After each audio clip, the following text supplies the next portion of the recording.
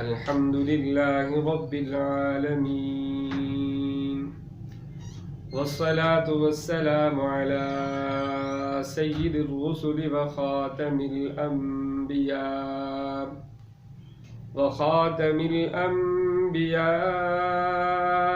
والمرسلين. أما بعد فأعوذ بالله السميع العليم من الشيطان الرجيم. بسم الله الرحمن الرحيم. حاميم والكتاب المبين. إنا أنزلناه في ليلة مباركة إنا كنا منذرين فيها يفرق كل أمر حكيم أمرا من عندنا إنا كنا مرسلين رحمة من ربك إنه هو السميع العليم. صدق الله العظيم وصدق رسوله النبي الكريم ونحن على ذلك لمن الشاهدين والشاكرين والحمد لله رب العالمين. اللهم صل على سيدنا ومولانا محمد وبارك وسلم وصل عليه. اللهم صل على سيدنا ومولانا محمد وبارك وسلم وصل عليه. شعبان المعظم کا مہینہ ہے اور اس کے بعد رمضان المبارک کا مہینہ شروع ہو جائے گا. رمضان کا مقدمہ شعبان المعظم ہے. عائشہ صدیقہ رضی اللہ تعالیٰ عنہ فرماتی ہیں محبوب علیہ الصلوۃ والسلام رمضان کے مہینے سے پہلے شعبان میں کثرت سے روزے رکھتے تھے، یعنی زیادہ روزوں کا اہتمام دوسرے مہینوں کی بنسبت اور رمضان کے علاوہ شعبان میں زیادہ اہتمام کرتے تھے. عائشہ رضی اللہ تعالی عنہ بھی خود اپنے روزے جو ان کے بشری تقاضی کی وجہ سے قضا ہو جاتے تھے وہ محبوب علیہ الصلوۃ والسلام کے ساتھ شعبان المعظم میں ہی رکھتی تھی اور پوری کرتے تھے. شعبان المعظم کا مہینہ بلکہ رجب سے ہی محبوب علیہ الصلوۃ والسلام یہ دعا مانگنا شروع کر دیتے تھے اللہم بارک لنا فی رجب و شعبان وبلغنا رمضان، کہ آپ علیہ الصلوۃ والسلام کو اشتیاق ہوتا تھا کہ ہم خیر و عافیت سے رجب بھی گزر جائے، شعبان بھی گزر جائے اور خیر و عافیت کے ساتھ رمضان کے مہینے میں داخل ہو جائیں. اور آپ علیہ الصلوۃ والسلام نے شعبان کے آخری دنوں کے اندر روزہ رکھنے سے بھی منع فرمایا. کیوں؟ جب بندہ شعبان کے آخر کے اندر روزہ رکھے گا، جب رمضان شروع ہوگا تو اس کے اندر وہ نشاط اور چستی نہیں ہوگی جو رمضان کے مہینے کے اندر ہونی چاہیے. اس لیے آپ علیہ الصلوۃ والسلام نے رمضان کی آخری تاریخوں میں، شعبان کی آخری تاریخوں میں روزہ رکھنے سے منع فرمایا. شعبان کا مہینہ فضیلت اور عظمت والا، اس کی مثال ایسے ہے جیسے کہ رجب کے اندر زمین کے اندر ایک کسان نے بیج ڈالا اور بیج ڈالنے کے بعد شعبان کے مہینے کی مثال ایسے جیسے اس کے اوپر پانی لگاتا ہے اور اس کی نگہداشت کرتا ہے اور وہ بیج جو ہے وہ زمین سے کومپل کی صورت کے اندر نکلنا شروع ہو جاتا ہے. اور شعبان کے مہینے کے اندر وہ بیج جب اپنی کومپل نکالتا ہے، زمین سے نکل آتا ہے، رمضان کے مہینے کے اندر وہ کھیتی مکمل تیار ہو جاتی ہے. یا اسی طرح مثال لے لے کہ رجب کے مہینے کے اندر ہوائیں چلتی ہیں خیر کی، شعبان کے مہینے کے اندر بادل بنتے ہیں اور رمضان کے مہینے کے اندر رب تعالیٰ کی رحمتوں کا نزول ہوتا ہے، رحمتوں کی بارش ہوتی ہے. تو رجب سے لے کر شعبان اور شعبان سے رمضان تک یہ سارے کے سارے مہینے بڑے خیر و برکت والے مہینے ہیں. لیکن شعبان کے اندر ایک رات جسے حضرت اکرمہ رضی اللہ رحمۃ اللہ علیہ نے اپنی تفسیر کے اندر انا انزلناہ فی لیلۃ مبارکہ سے 15 شعبان مراد لیا ہے. اگرچہ بعض نے اس سے شب قدر مراد لیا اور بعد کے مفسرین نے بھی اس سے یہی مراد لیا کہ لیلۃ مبارکہ سے مراد 15 شعبان ہے. 15 شعبان کے بارے کے اندر جو آپ علیہ الصلوۃ والسلام کے فرامین ہیں، تقریباً 17 صحابہ اکرام سے اس کی فضیلت کی روایات مروی ہے، منقول ہیں.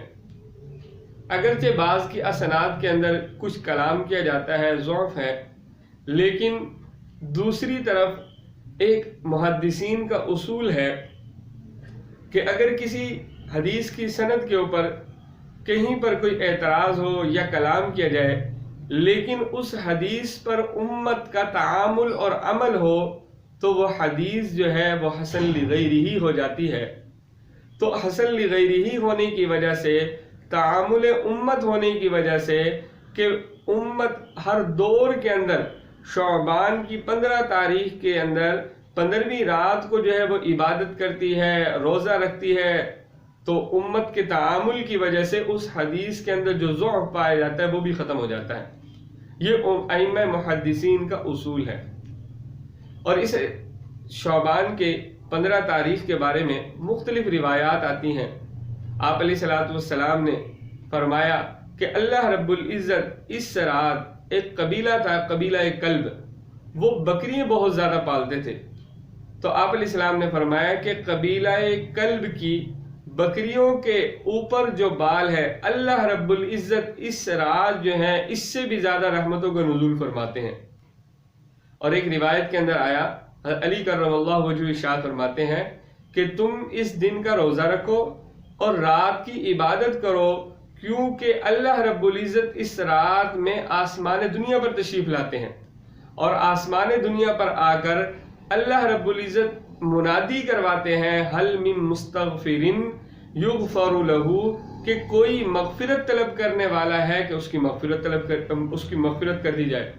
کوئی حاجت روا ہے کہ اپنی حاجت کو بیان کرے، اللہ رب العزت اس کی حاجت کو پورا کریں گے. ہے کوئی بخشش طلب کرنے والا کہ اس کی وہ بخشش مانگے، اللہ رب العزت اس کی بخشش فرما دے.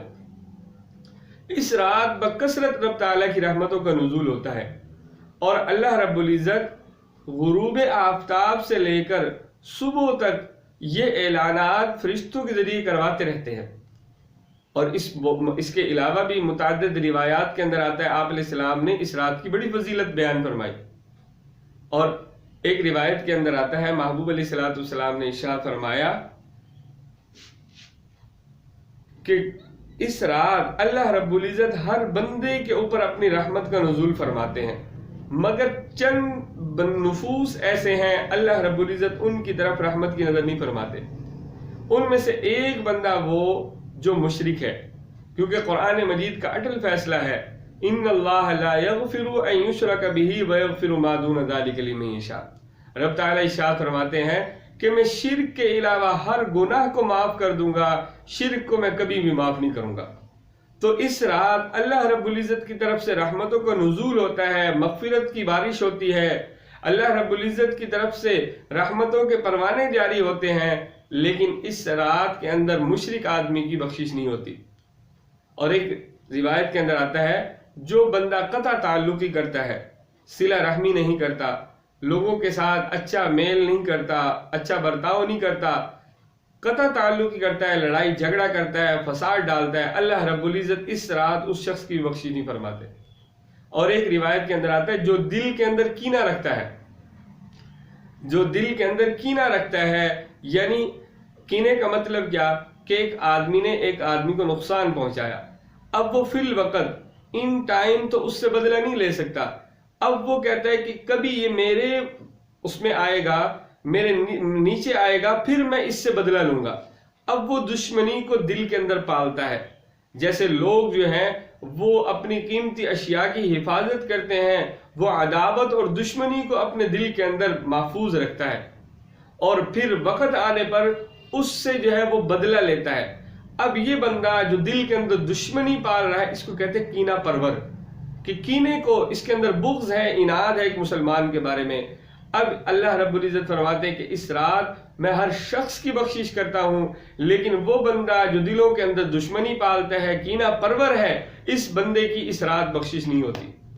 اور ایک روایت کے اندر آیا، آپ علیہ السلام نے فرمایا اس رات اللہ رب العزت کی طرف سے رحمتوں کا نزول ہوتا ہے، لیکن وہ بندہ جو شلوار کو ٹخنوں سے نیچے رکھتا ہے، ازار کو ٹخنوں سے نیچے رکھتا ہے، اس کی بخشش نہیں ہوتی۔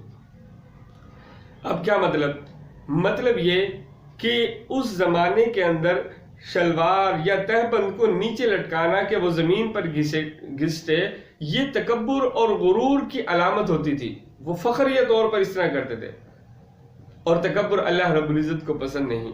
تو اس حدیث سے پتہ چلا کہ اس رات اللہ رب العزت متکبر آدمی کی بخشش نہیں فرماتے، کیونکہ اللہ رب العزت نے فرمایا الکبریاء ردائی، کہ تکبر میری چادر ہے۔ اگر کوئی بندہ اس پر ہاتھ ڈالتا ہے، اللہ رب العزت اس بندے کو پسند نہیں فرماتے۔ تو اس رات اللہ رب العزت اعلان کرواتے ہیں مغفرت کا، رحمت کے نزول کا، بخشش کا، مصائب سے چھٹکارے کا، رزق کی تقسیم کا، کہ مانگو اور میں عطا کروں گا۔ لیکن یہ بندے اس رات ان چیزوں سے محروم رہتے ہیں۔ مشرک آدمی، کینہ پرور آدمی، صلہ رحمی نہ کرنے والا آدمی اور متکبر آدمی اس رات اللہ رب العزت کی رحمت سے دور رہتے ہیں۔ اس کے علاوہ ہر مسلمان اللہ رب العزت کی اس رحمت کو پاتا ہے۔ اب رحمت کو پانے کا طریقہ کیا؟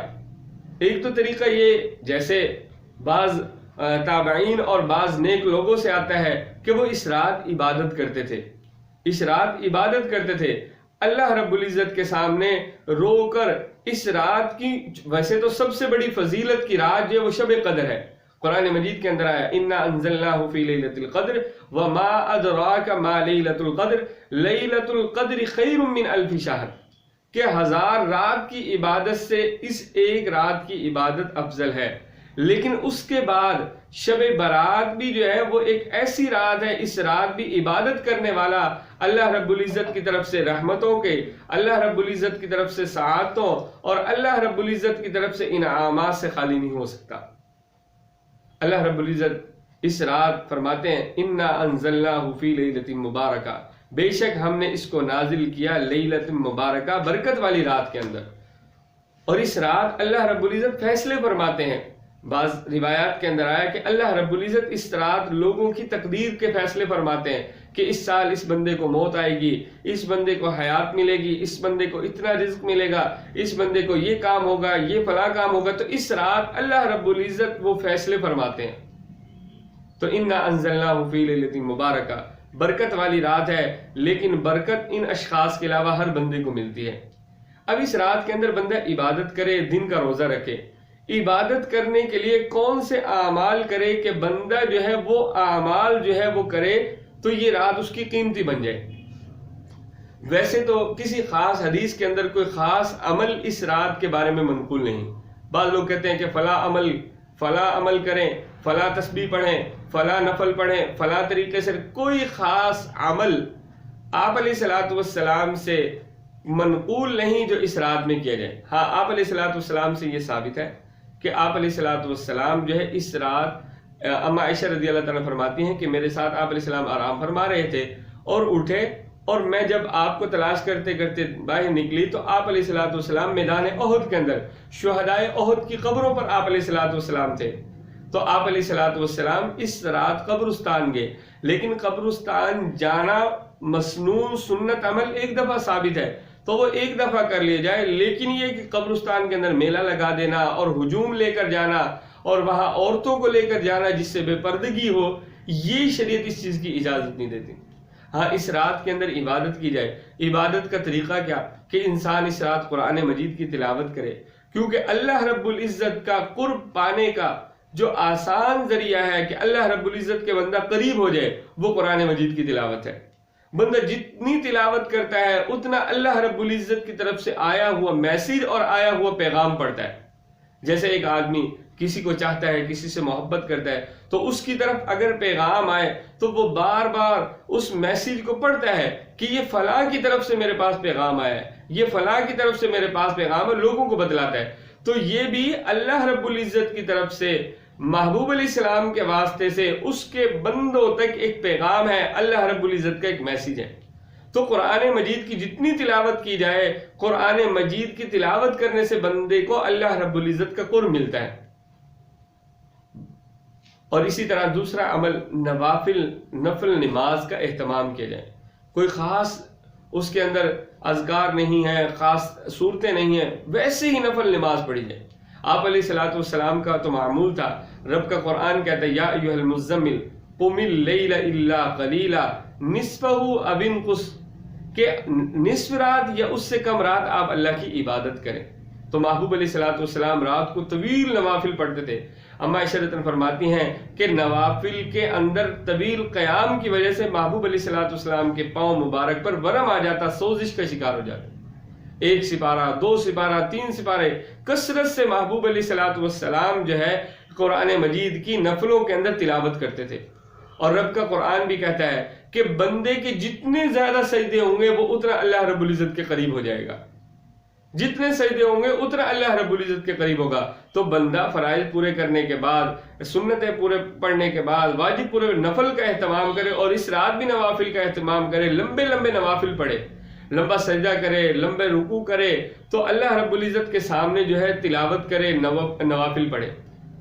نوافل نماز کے اندر قرآن مجید کی تلاوت کرنا، ایک صحابی رضی اللہ تعالیٰ عنہ کے بارے میں آتا ہے کہ وہ ایک رات تلاوت کر رہے تھے نوافل کے اندر۔ اب تلاوت کرتے ہوئے انہوں نے دیکھا کہ آسمان سے ایک نور اتر رہا ہے۔ وہ نور اترتا ان کا جو گھوڑا تھا وہ سرکش ہونے لگا، بھدکنے لگا۔ تو انہوں نے سلام پھیرا، اور سلام پھیرنے کے بعد جب انہوں نے دیکھا تو وہ نور ختم ہو چکا تھا۔ آپ علیہ الصلوۃ والسلام کو صبح بتلایا تو آپ علیہ السلام نے فرمایا جب آپ تلاوت کر رہے تھے وہ اللہ رب العزت کے فرشتے جو ہے وہ آسمان سے اتر رہے تھے۔ تو جب بندہ نوافل کے اندر قرآن کی تلاوت کرے وہ اور زیادہ اللہ رب العزت کے قریب ہو جاتا ہے۔ حدیث پاک کے اندر آتا ہے جس بندے کو اللہ رب العزت نے قرآن کی کوئی سورت زبانی یاد کروائی اور اس کو توفیق ملی، اس نے قرآن کا کوئی حصہ جو ہے زبانی یاد کیا، جب وہ اس حصے کو اللہ رب العزت کے سامنے کھڑے ہو کر تلاوت کرتا ہے، اس کی مثال ایسی ہے جیسے ایک تھیلی اور اس کے اندر مشک، اور وہ مشک ایک کمرے کے اندر ہے اور اس کی خوشبو جو ہے پورے کمرے کے اندر پھیلی ہو۔ تو اسی طرح قرآن مجید کی تلاوت کرنے والا وہ ایسے ہے جیسے اس کے منہ سے جو ہے مشک کی خوشبو نکل رہی ہے، اور اس کا ادراک انسان کو یہاں نہیں اس جہان کے اندر ہوگا، جس جہان میں جب یہ جائے گا تو اس کو پتہ چلے گا کہ میں نے کتنی نیکی کی اور اس نیکی کا کیا حجم اور کیا جسم ہے۔ اور دوسرا عمل، پہلا قرآن مجید کی تلاوت کرے، نوافل کا اہتمام کرے، اللہ رب العزت کا ذکر کرے۔ حدیث پاک افضل الذکر لا الہ الا اللہ، افضل ذکر اللہ رب العزت کا وہ ہے لا الہ الا اللہ، لا الہ الا اللہ۔ حدیث پاک کے اندر آیا جددو ایمانکم، کہ اپنے ایمان کی تجدید کرو، اپنے ایمان کو تر و تازہ کرو، اپنے ایمان کو اپ ڈیٹ کرو، اور اس کو تر و تازہ کرنے کا طریقہ کیا؟ لا الہ الا اللہ کی تسبیح پڑھا کرو۔ تو اللہ رب العزت کا ذکر کریں۔ اور اس کے بعد چوتھا عمل یہ کہ اس رات جب بندہ ان اعمال سے فارغ ہو جائے، آخری وقت آ جائے تہجد کا، اس وقت اللہ رب العزت کے سامنے گڑ گڑا کر، اللہ رب العزت کے سامنے عاجزی کے ساتھ، اللہ رب العزت کے سامنے انہماک کے ساتھ دعا کرے۔ انسانوں کو دکھڑے سناتے ہیں کہ فلاں ہو گیا، فلاں ہو گیا، فلاں ہو گیا، اور انسان جس کے سامنے دکھڑے سنا رہا ہوتا ہے وہ بھی بے بس ہوتا ہے، وہ بھی کچھ نہیں کر سکتا۔ لیکن اگر یہ اس رات یہ عبادت کرے اور عبادت کرنے کے بعد ہاتھ اٹھائے اس احکم الحاکمین کے سامنے کہ کائنات کے اندر ایک پتہ بھی اس کے حکم کے بغیر نہیں ہلتا، کائنات کے اندر ذرے ذرے کا اس کے پاس علم ہے، کائنات کے اندر شجر و حجر جو کچھ بھی کر رہے ہیں سب اسی کے حکم اور امر سے کر رہے ہیں، کائنات کی کوئی بھی مخلوق جو ہے وہ اس کے حکم سے تجاوز اور عدول نہیں کر سکتی۔ جب یہ بندہ اس مالک کائنات کے سامنے ہاتھ پھیلائے اور ہاتھ پھیلا کر اس کے سامنے اپنی دل کی آرزوئے خواہشات، اپنی جائز تمناؤں کو رکھے، وہ ذات کہتی ہے وَتُعِزُّ مَن تَشَاءُ وَتُذِلُّ مَن تَشَاءُ، عزت کے خزانے میرے پاس ہیں، ذلت دینی ہو تو میں دیتا ہوں، عزت اور ذلت اللہ رب العزت کے ہاتھ میں ہے، اور عزت اور ذلت کے فیصلے اللہ رب العزت کی طرف سے اترتے ہیں۔ تو اس بندے کو چاہیے اب یہ کام کرے، دعا مانگے، اللہ رب العزت میرے لیے آسانی پیدا فرمائے، میرے لیے اچھے فیصلوں کا نزول فرمائے، میرے لیے رحمتوں کا نزول فرمائے، میرے لیے آسانیوں کا نزول فرمائے، میرے لیے مشکلات اور پریشانیوں کے دروازے کو بند کر دے۔ انسان جتنے بڑے سے بڑا انسان ہو، اس کے سامنے اپنی حاجت رکھے، وہ بسا اوقات مجبور ہوتا ہے، وہ کام نہیں کر سکتا، لیکن میرا رب کسی کام کرنے کے اندر مجبور نہیں، اور نہ اسے کوئی مجبور کر سکتا ہے۔ جب انسان دل کے ساتھ اپنے رب سے مانگے گا، اللہ رب العزت ذلتوں کی نقشوں کے اندر، ذلتوں کی چیزوں کے اندر اللہ رب العزت اس کے لیے عزتوں کے اسباب پیدا فرما دیں گے۔ تو اس رات رو کر عاجزی کے ساتھ، انہماک کے ساتھ اللہ رب العزت سے دعا مانگی جائے۔ اور حدیث پاک کے اندر آتا ہے الدعاء مخ العبادہ، کہ عبادت کا جو مغز ہے وہ دعا ہے۔ تو ساری عبادت کرنے کے بعد اللہ رب العزت سے دعا مانگی جائے، اپنے لیے مانگی جائے، امت مسلمہ کے لیے مانگی جائے، پوری انسانیت پر جو مشکل احوال ہیں اس کے لیے مانگی جائے، اور اللہ رب العزت ہی جو ہے مشکلات کو حل کرنے والے ہیں، مشکلات کو ٹالنے والے۔ تو اس رات یہ کرنے کے کام ہے، اور نہ کرنے کے کام، آتش بازی نہ کی جائے، فضول قسم کی اسراف نہ کیا جائے، فضول قسم کی چیزوں کی طرف متوجہ نہ ہوا جائے، فضول قسم کے اعمال کی طرف متوجہ نہ ہوا جائے۔ بسا اوقات نفل نمازوں کی بڑی بڑی جماعتیں ہوتی ہیں، حالانکہ فقہ حنفی کے اندر نوافل کے لیے اتنی بڑی بڑی جماعتوں کا اہتمام نہیں کیا جاتا۔ یہ نفل نماز ہے، ہر بندہ تنہائی کے اندر خود اللہ رب العزت کی عبادت کرے، اگر اسے 2 سطریں یاد ہے وہ 2 سطروں کی تلاوت کرے، اگر اسے صرف کلمہ طیبہ آتا ہے اس کلمہ طیبہ کا ورد کرے، ہر بندہ خود بخود جو ہے وہ اللہ کے سامنے عبادت کرے، اس کو اللہ رب العزت عطا فرمائے گے۔ ہجوم لگانا، مجمع لگانا، بڑی بڑی نوافل نمازوں کا اہتمام کرنا، اس رات جو ہے احناف کے ہاں، فقہ حنفی کا یہ مزاج نہیں ہے۔ اور اس کے بعد جو ہے آتش بازی کے اندر پیسے خرچ کرنا۔ حدیث پاک کے اندر آتا ہے حضرت معاویہ رضی اللہ تعالیٰ عنہ کے پاس مغیرہ بن شعبہ رضی اللہ تعالیٰ عنہ نے پیغام بھیجا کہ وہ حدیث جو آپ نے براہ راست جو ہے وہ محبوب علیہ الصلوۃ والسلام سے سنی ہے وہ مجھے بیان فرمائے۔ تو حضرت معاویہ رضی اللہ عنہ نے فرمایا ان اللہ کرہ لکم ثلاث، کہ اللہ رب العزت 3 امور کو ناپسند فرماتے ہیں۔ اول قیل وقال، فضول کی بک بک، فضول بولنا۔ آج یہ فضول بولنا جو اتنا عام ہو چکا ہے، اتنا عام ہو چکا ہے کہ جہاں 2 بندے بیٹھے وہاں فضول کی گفتگو شروع ہو جاتی ہے۔ جب اللہ رب العزت کو فضول کی گفتگو ناپسند ہے تو گالی گلوچ اللہ رب العزت کو کتنا ناپسندیدہ ہوگا۔ اور آج گالی گلوچ اتنا عام ہو چکا ہے کہ ہر بندہ دوسرے سے ملتا ہے، بس اوقات بے تکلفی کے اندر گالی دی جاتی ہے۔ حدیث پاک کے اندر آتا ہے محبوب علیہ السلام نے فرمایا جب کوئی قوم گالی گلوچ اختیار کرتی ہے وہ اللہ کی نگاہ سے گر جاتی ہے، پھر اس کے برگزیدہ اور ولی لوگ جو اللہ سے دعا مانگتے ہیں ان کی دعائیں قبول نہیں ہوتی۔ اب آج گالی گلوچ عام ہے۔ اسی طرح وَإِضَاعَةَ الْمَالِ، مال کو ضائع کرنا۔ تو یہ آتش بازی کے اندر مال ضائع ہوتا ہے۔ آتش بازی کرنا خواہ کسی بھی موقع کے اوپر ہو، شادی کے موقع پر ہو، شب برات پر ہو، خوشی کے موقع پر ہو، نئے سال کی خوشی کا، کسی بھی موقع پر مال کو آگ لگانا، اضاعت المال، اللہ رب العزت کو ناپسند ہے۔ وکثرت السوال، اور سوال کی کثرت، سوال کی بہتات، یہ بھی سوال، وہ بھی سوال، وہ بھی سوال، اور عمل کے اعتبار سے صفر، عمل کے اعتبار سے صفر، اور سوالات کی بکثرت، یہ اللہ رب العزت کو ناپسندیدہ ہے۔ اللہ رب العزت سے دعا ہے رب تعالیٰ اس رات میں عبادت کرنے کی توفیق عطا فرمائے اور اس رات کو ہمارے لیے بخشش کا سبب بنائے۔ وآخر دعوانا ان الحمد للہ رب العالمین۔